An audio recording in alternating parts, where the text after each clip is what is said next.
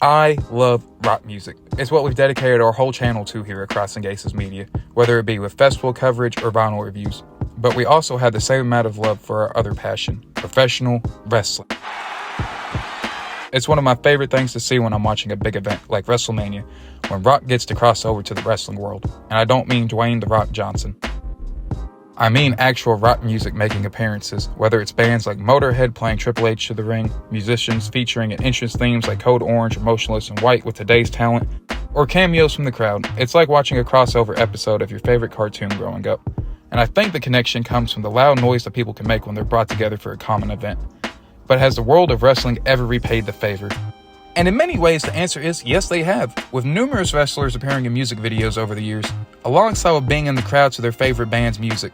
But has the world of wrestling brought their craft to the world of music? Not the Hulkster picking up a 6-string for all the screaming Hulkamaniacs, but have they wrestled a music festival? It turns out the answer is yes. My name is Cadillac Mike with Crossing Aces Media, and today I'm going to tell you guys about when WWE NXT took over Louder Than Life and Aftershock in 2015.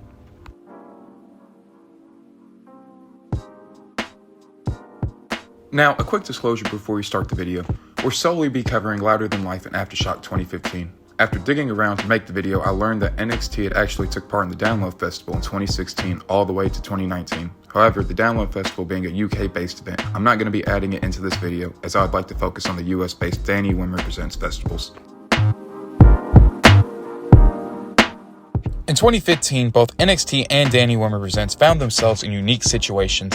On the wrestling side of things, you had what is considered by many to be the golden years of the brand, being elevated to new heights by up-and-coming stars of tomorrow. And while the brand at the time was supposed to be a representation of WWE's developmental ground, it became much more, being a bunch of misfits who were told they didn't fit the mold of a traditional wrestler, all raging against the machine they had found themselves in at the time, having a more punk alternative feel to what was being offered to the mainstream audience at the time with shows like Raw and SmackDown, all while being backed by wrestler turned promoter Triple H. And the same thing could be said about the Danny Wimmer crew at the time. While they were still in their founding years, being formed in 2011, only having the Aftershock Festival a handful of previous times, and the Louder Than Life Festival only once before, the Danny Wimmer crew were looking for something unique to stand out against the other music festivals which were popular at the time, such as Vans Warped Tour. While they had an excellent lineup of music to offer, they were still looking for something special to bring to their fans, all while trying to establish at the time.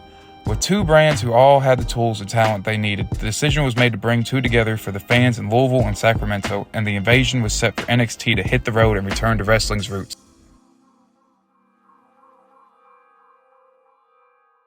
So what happened when the two worlds collided? Triple H and his crew of future stars made the drive up from Full Sail, Florida to the Bluegrass State First in Louisville, Kentucky for the Louder Than Life Festival. Slated for that year's event was musical headlining acts Rob Zombie, Godsmack, Shinedown, Bring Me the Horizon, and ZZ Top, along with hidden gems such as Jelly Roll and Beartooth in their early years being snuck in the undercard, waiting on the Squared Circle world to arrive. Once they made it to the event, they were welcomed with open arms by the musicians and community alike.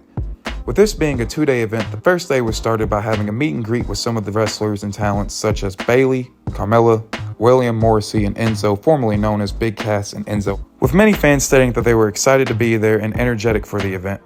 Once the day progressed and the musical acts started to take the stage, it was time for NXT to do the same. Starting off the card was the aforementioned team of Enzo and Cass taking on American Alpha and picking up the victory. And later in the card, you also had future tag team standouts, the Revival taking on the NXT tag team champions at the time, the Vaudevillains. Future standouts in the women's division were also given the opportunity to shine, with Bayley having a competitive back and forth match defending her NXT title successfully against Alexa Bliss, which the fans were reportedly very into at the time, being very vocal in support for Bayley's hugging character. In the main event of the evening, we see Finn Balor defending his NXT title against Tyler Breeze.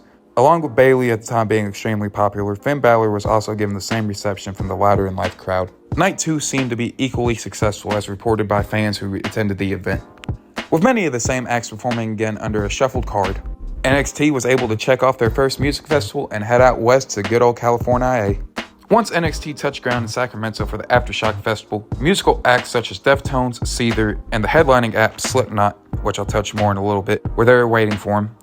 When they arrived, they were welcomed to a similar vibe as they were at the first festival, doing meet and greets with fans with superstars Samoa Joe, Emma, and pulling double duty appearing at both events, Alexa Bliss and Finn Balor. And while many of the wrestlers were pulling double duty, reappearing at both Louder in Life and Aftershock, WWE was wanting to do their own coverage of the event, which means they would like to have a little bit more interactions between the musicians and the wrestlers, which is why you get Yellow Wolf introducing Enzo and Cass to the ring for their match. Or the other major talking point of the show, which was the interaction between Corey Taylor of Slipknot and Baron Corbin. With them interacting throughout the day and Corbin inviting Corey to sit ringside to see what he came to do, but Corey mistakes Corbin for an earlier MGK, if you know, you know, to assist Samoa Joe in the victory over Baron Corbin to send the fans home, or at least back out to the festival, happy with the quality of content they received. So where are they now?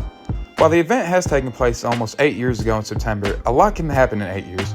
Many of the musicians and wrestlers that performed at the shows have gone on to do incredibly well for themselves in their respective fields.